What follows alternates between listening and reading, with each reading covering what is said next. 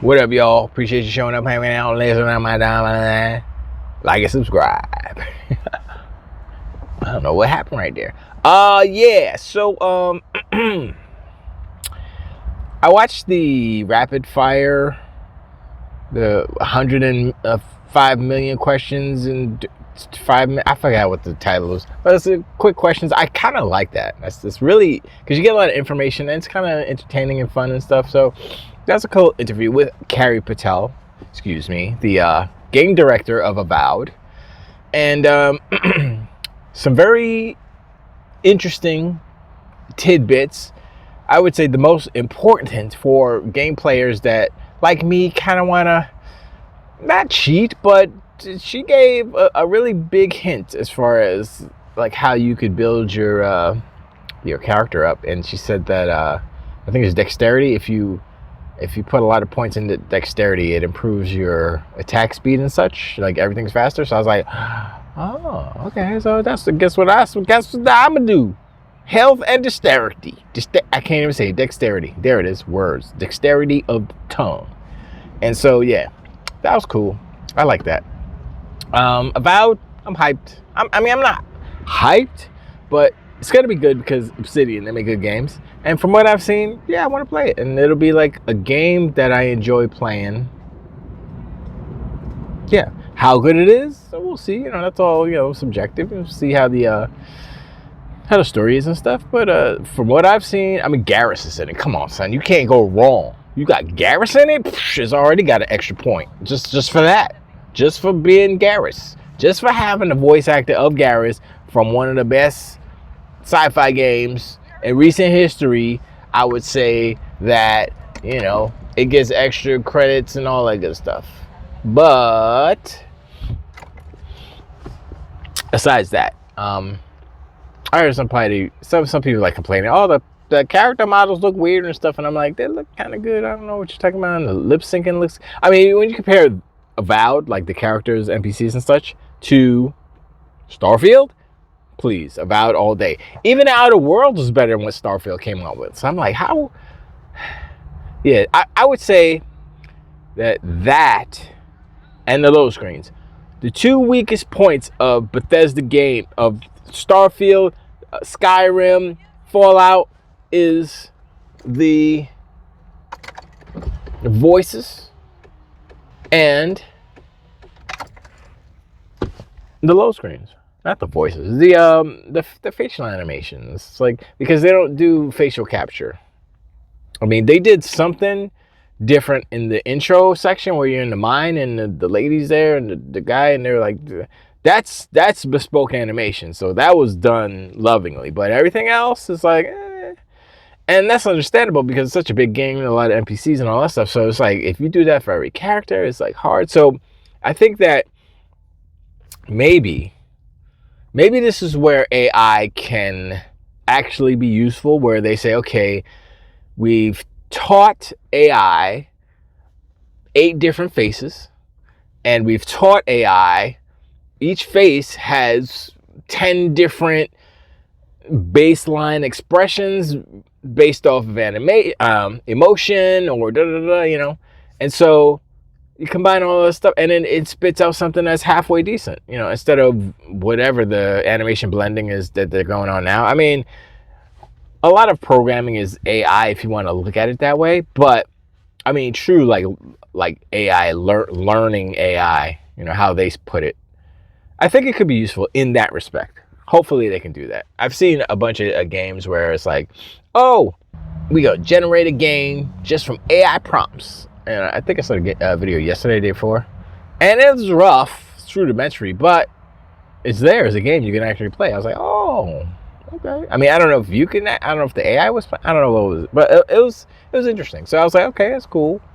So I'm just talking about animation blending, facial animation and stuff, or maybe a dynamic camera. That's another problem with the Bethesda games, the camera in those cut scenes, if you will. But yeah, Valve's gonna be nice. Said it's about the size of the Outer Worlds, so that's cool. That was a good size game. So I'm looking forward to that. And also coming up is the Indie Showcase presented by IGN. I don't know how I feel about that. I mean, I get it because it brings more people into the conversation, or it exposes more people. It exposes the IGN audience, which are mostly ponies and donkey unicorns, Sony casual, PlayStation casuals. Let's call them that. The PCs, but not the PCMs. Okay, PCMR. So yeah, the PlayStation casuals go to IGN for all their gaming news, or maybe Kind of Funny. Who knows? Although Kind of Funny may be a little too raunchy for them. Anyway, so I get the badging of that. I get that. They're throwing IGN a bone, and they're using IGN to leverage their audience to get more eyes on their stuff. I get it. Microsoft's a smart company. They know what they're doing. So I'm looking forward to that. I don't remember if there were any. Oh, I know there was a, not a controversy, but it was a thing. Boomin pointed it out. I guess maybe Chaos Lounge as well. That there is a freeze frame of, I guess they said second 3 in the, so I was like, okay. Freeze frame of Miles Morales from the movies, the Spider-Verse movies, in that kind of sizzle trailer that someone put together. And he's kind of green. Got a green tint to him. So I'm like, okay. What does it mean? Everybody's speculating, oh, it's going to be a Miles Morales Spider-Man game on. The indie game is the indie game. I'm like, okay. No, it would be cool. This would be cool. This is what would be cool. If, this will never happen, by the way, but this would be cool. If Insomniac split up, had a little secondary, Microsoft said, yo, Insomniac, we're going to give you a lot of money. Don't worry about your folks. We're going to give you a lot of money. You make another little team. You take the existing map. You take Miles Morales, the game that you made. The existing map, boom, right? You change all the characters to the art of the Spider-Verse movies. Don't tell them. Don't tell your parents yet. Just do it. We'll give you the money, and then we're gonna publish that. We already talked to Marvel. We already talked to your real parents, not your adopted parents. We already talked to your real parents, Marvel, and they said it was okay. So who you gonna side with? Your real parents or these foster parents who are like, meh, who are like, yeah, you know what I mean? So yeah. Well, anyway, so. Yeah, so if they took the Miles Morales game, changed the models, changed the art style to make it look like Spider-Verse a little bit, put Gwen Stacy in there, that'd be dope. Spider-Gwen, that'd be dope. Just make it, just honestly put Miles, Gwen, I guess Prowler could be, Uncle could be in there, Aaron has a name. You know, maybe his dad's, whoever, that doesn't matter. You know, they could do something real quick, a little indie game that's like 5 hours, 6 hours long. Have a little Miles Morales adventure, but it's the Spider-Verse version. That would be dope. I think that they should listen. It is so asinine that Sony literally has the rights to live action Spider-Man, right? And they're doing the animated movie Spider-Man. I don't know if they actually have the rights to animated movie Spider-Man. I'm not sure about that. I'd have to look that up. They don't have the rights to animated TV Spider-Man. They don't. That's Marvel. All they have is live action Spider-Man. Let's just put it that way. So I don't know where the animated movie comes. That's a gray area. So we'd have to do research on that. But anyway, they made the movie. So they have the rights to what they made, right? They made it. It's, I don't know if it's their rights, but it's probably a licensing deal with Marvel. So they probably have to split the profits as far as that one goes. Whatever. Anyway. Why are you making a bespoke change in the Peter Parker character? Because the first one was kind of fugly. And they say, oh, let's make the second one look more like Tom Holland. Why don't you just pay Tom Holland and put him in the thing? And make it like part of... Go to Marvel and say, yo, we want to make a Spider-Man game that's in the MCU. What could we do? And then Marvel would be like, boom, boom, boom. And you know what they would do? They would probably come up with something crazy nice because they know what they're doing. Kevin Feige got the golden something. And then Insomniac, you just make a game real quick because it's easy because you don't even have to write it because you got Kevin Feige and the writers that are making the movies that are pretty good. And then you can use Tom Holland. And then it would probably sell way more. It might be a little bit of No, I think it would be it'd do all right. Is Zendaya's in that? Psh, that's probably why, because A, she costs too much, and B, she costs too much. But that'd be dope. But it's never happened. Never happened, because Sony's bass backwards. They're like, yeah, we got Spider-Man. We gonna make it, and nobody knows who anybody. All the characters are unrecognizable. You're lucky that it's Spider-Man, because they tried to pull that with the Avengers. You see how well that went. That's why I'm like, I don't even look. If Spider-Man was either Miles Morales movie version or Tom Holland movie version, it would have sold way more. Way. I mean, a factor of 2, 3, 4, 5. I don't know how many, but it would have been a slam dunk, slammity jammity success more. And they could have been like, look, we're gonna use Tom Holland, we're gonna use all the people that we know, actors. It's just it's a multiverse thing. It's a different universe. So it looks like Tom Holland, but it's not the same as the movie. They could easily write and explain why it's not in continuity with the MCU. They just don't want to spend that money because they're too busy spending the money on, I don't know, Mary Jane missions or reanimating or just they're paying people who are not efficient. So like, you kind of suck. But if I give you a week, if I give you a month to animate this 10-second, okay, you know what? That's not fair. Because depending on 10 seconds, it could take a month. You know what I'm saying? But I'm just saying, some artists are good. Some artists are, how'd you do that? How did you? You're not human. And some artists are like, you probably should go to school some more and learn some. That's me. I'm the latter. I'm the artist that needs to learn more. Because I've been lapsing, boy. I haven't drawn in so long. Oh, yeah. I do want to get back to it, though. But I was planning on actually diving into some animation. But I'm trying to figure out a workflow. Anyway, yeah, Sony, did I mention the Death of Concord this video? Must always never forget the Death of Concord, the worst game ever created by any individual or combined studios. Any configuration of anything that you can imagine, Concord's the worst game ever created. That's it. You can say, well, what about? No, it's the worst one. But no, it's the worst one. But what about if? No, it's still the worst one. Whatever you say, whatever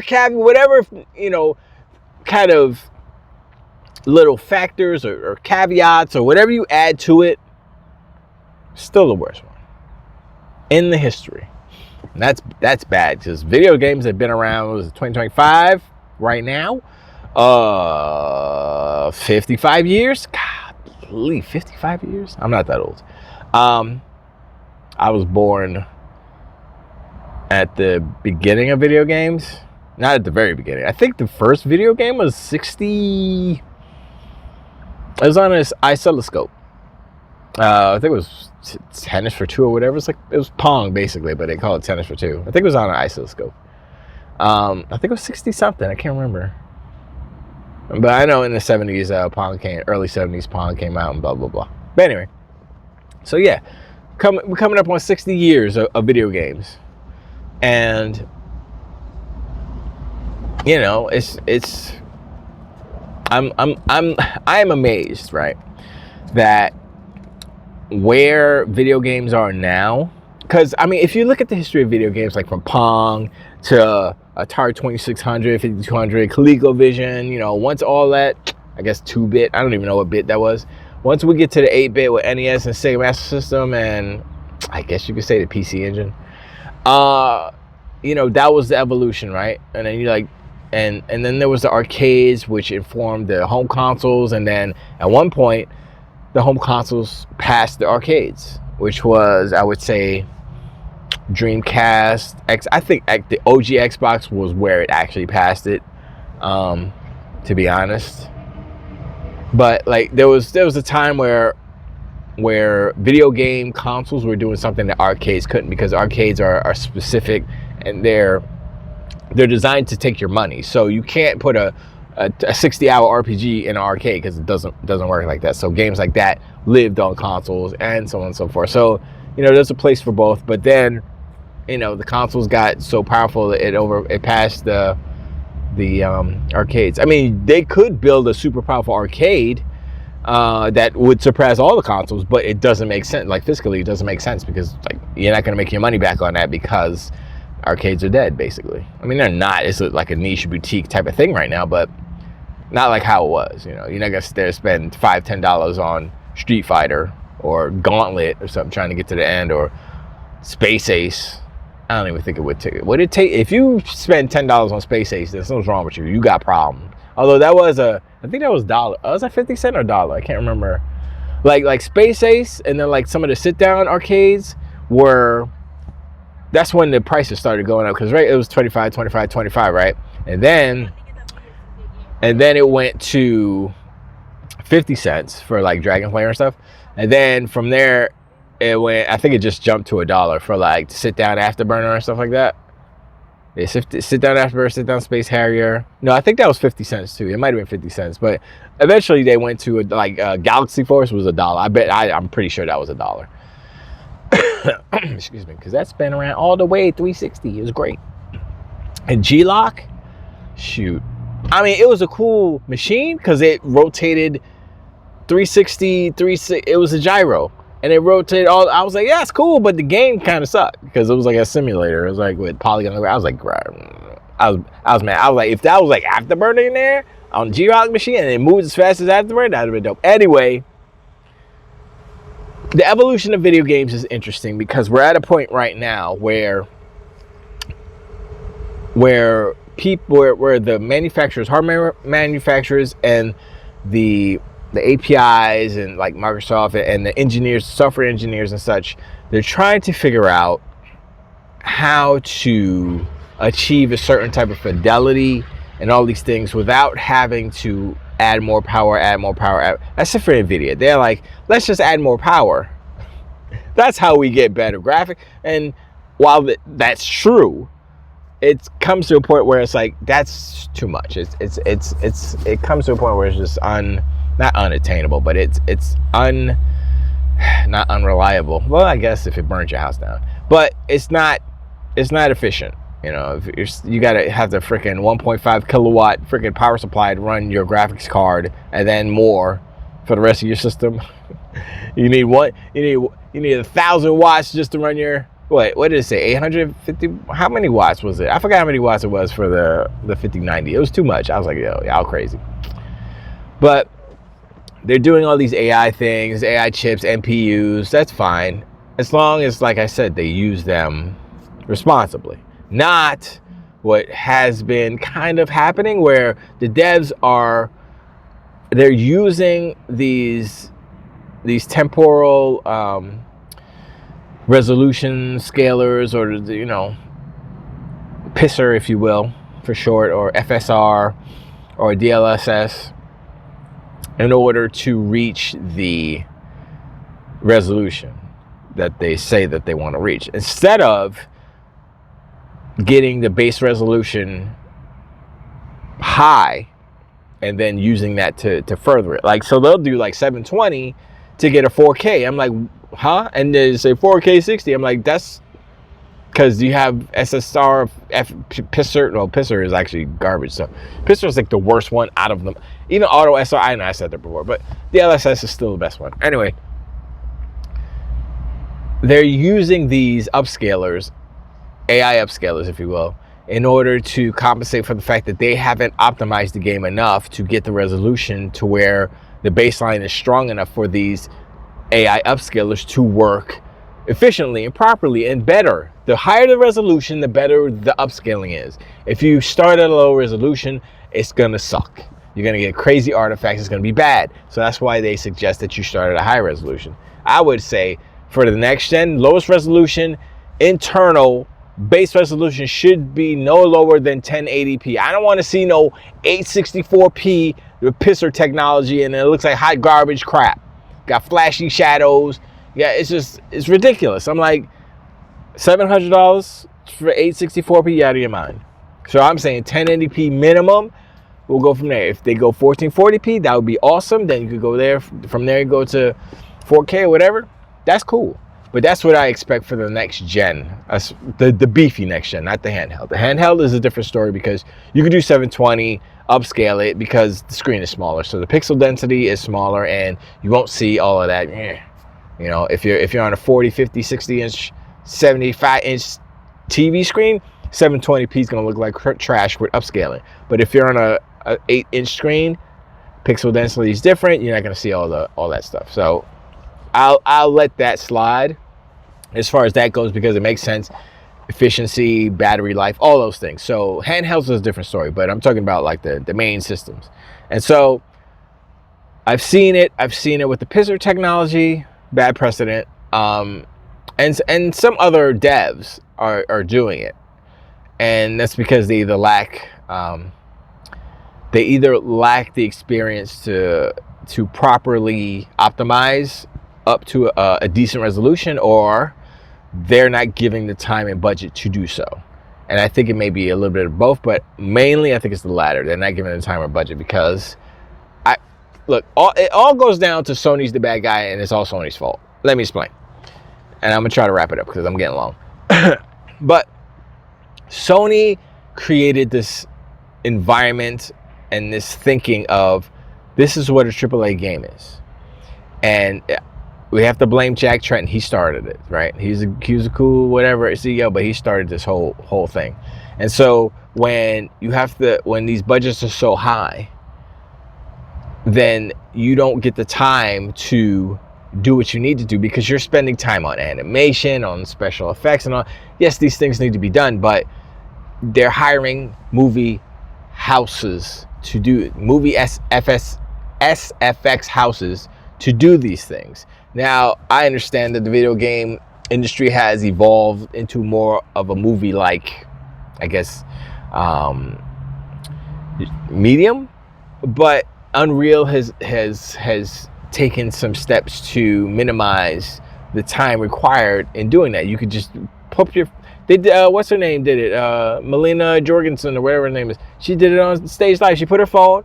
She said, blah, blah, blah, blah, blah, blah. And then they said, click, click, click. And then boom, it was right there.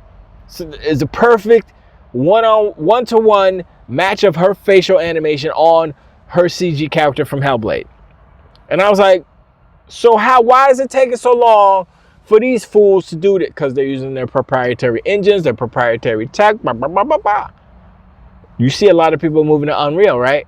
There's a reason for that. You cut the budget. They don't have to worry about the engine. Blah, blah, blah, blah, blah. There's a whole bunch of different reasons why Unreal is good. And that MetaHuman part, that plugin, whatever you want to call it, that's a big plus because, once again, it cuts down the cost in the performance side because it's so good at capturing the performances that you don't need to do too. I mean, there's always some cleanup incident because there's errors in cameras and blah, blah, blah. But for the most part, I saw that demo. I was like, shoot, I'd be doing Unreal too. Anyway, I appreciate you hanging out. Like and subscribe. Hit me in the comments below. Let me know what you think about Unreal Engine and all that good stuff. Excuse me. And the ID showcase coming up. Are you excited about some games? I want to know what that Miles Morales thing is, though. I'm curious. It's probably gonna be nothing, but if something pops off, you know, Microsoft been talking to Marvel. Shoot, they got Blade. How'd they get Blade? Shoot, you know they've talked about. They're like, all right. I bet you they were like, all right, Marvel. Here's the thing. We're gonna do Indiana Jones. Okay, we're gonna put it everywhere. We're gonna do Blade. We're gonna put it everywhere because y'all need y'all money. So, what's up with Spider-Man, son? What's up with Spider-Man? What's up with Spider-Man 3? I think Spider-Man 3 might be multi-plat. How about them apples? Anyway, I appreciate. And I'll talk to y'all next one. Just wait.